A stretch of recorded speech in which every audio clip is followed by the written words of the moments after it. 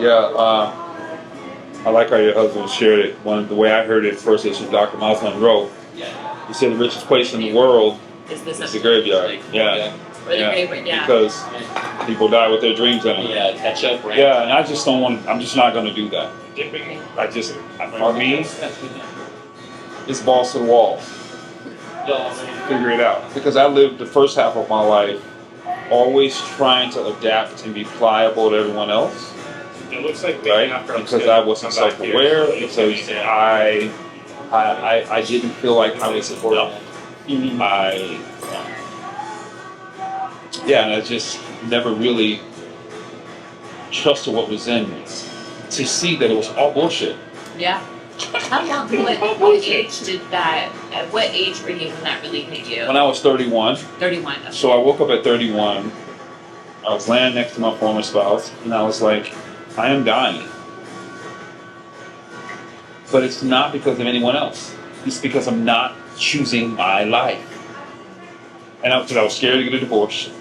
I was scared what it would mean. I was scared what it would do to my children. So I was, at that point in my life, going to stay in a situation that wasn't healthy for the sake of what was being seen. But when I realized I was dying, it really hit me. Like, you don't know when that is, and it wasn't a fear of death. It was more like you're going to go through life unknown because you're not choosing your life. And when that happens, anything can happen, right? Most of us are numb.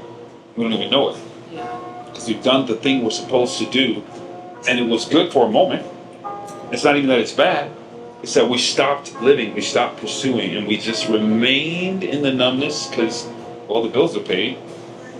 I got somebody to come home to. You have a place to live. Got a place to live. You're not alone. You're not alone. I'm not alone. You're alone mentally. Alone. Emotionally. Disconnected from self. And not those people, because we're all in those people, get promoted, become leaders, and so they can only project what they are. That's why this upcoming phase of my life, I'm even more excited because I realize I have a depth that I speak with because I have a knowing. Like, I'll probably touch on tomorrow, days where I was working in insurance and I was learning to callous my mind. So we would go out for as many no's as we could get to callous our mind. And I remember the day I set a goal of 800 no's. Yeah, I wanted to trade out the I started work, it was 9, I didn't finish till 8, because I had to have tallies, 800 people telling me no. I wasn't even looking for yeses, because I needed to get past that.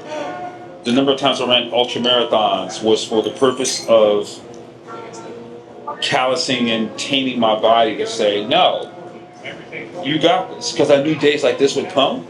And I wanted to know that I had a foundation that I could rely on. That wasn't dependent on someone else to go, all right, it is what it is, let's go. Foot in front of the other. So people are like, why would you do that? I'm like, because of what it does in character development for myself. Sure, I can play with bragging rights, I can talk my trash. It's really, I know what it was like to want to quit and walk home. But I left my wallet on purpose, left my phone on purpose. Well, I didn't leave my phone because I had my music. But I left myself without a means so I could push myself past the goal. Because if I just went a half mile longer, no big deal, except that that's a whole mile that I wasn't planning for. Because I got to get home. So it's that kind of stuff to awaken me to what's possible within me that many of us never tap into. And tomorrow I'm going to really... It's kind of like David Goggins. I'm going to hit it.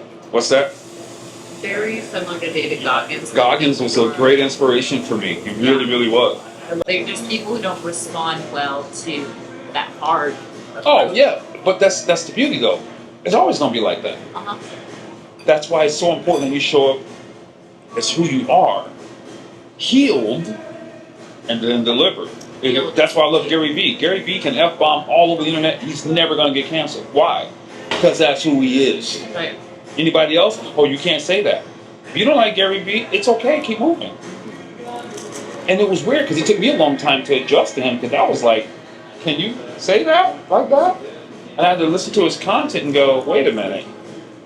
And one of my big brothers, he wasn't a mentor, he was like a big brother to me, recently passed away.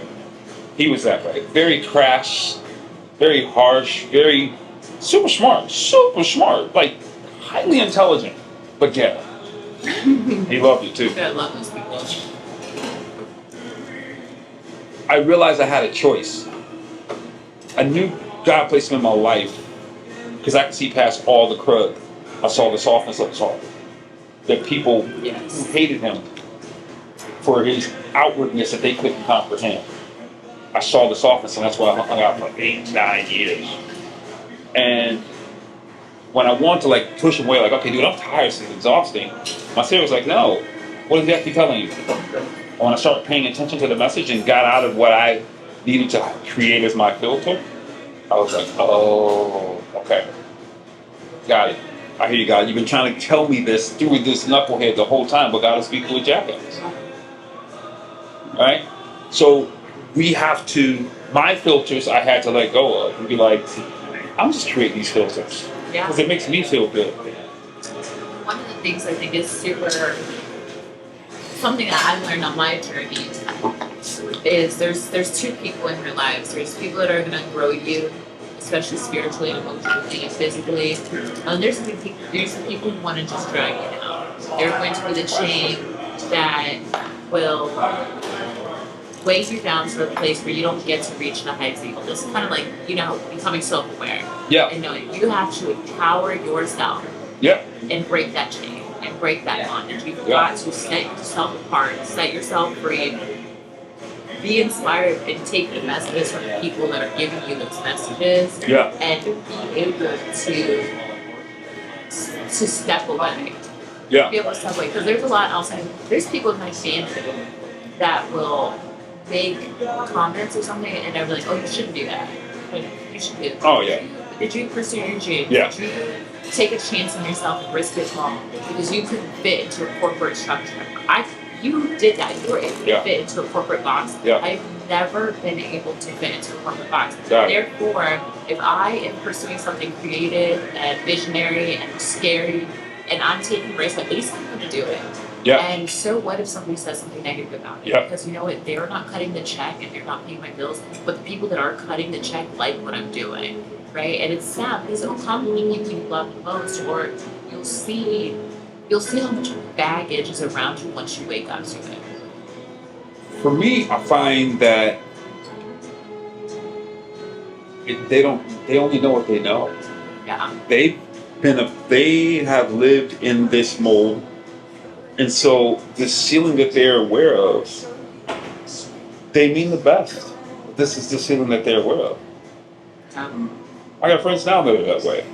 Great people, partners in certain areas, but in other areas, I know I can't listen. I can listen to them just as far as I can throw a stick Yeah. in that area because I know for them, it's their perspective is limited, right? So like it's funny when you think about, if I were to use the Bible as a context, King David would never be allowed in a regular church in America. Absolutely not. But the text is like, no, that was actually God's due. And it's like, wait, what? Yeah, that's you. Yep. All that. But people, or like Hosea, right? Like, we are so, or Job, we so think ease means it's right. Ease just might mean you're not doing anything impactful and it doesn't matter.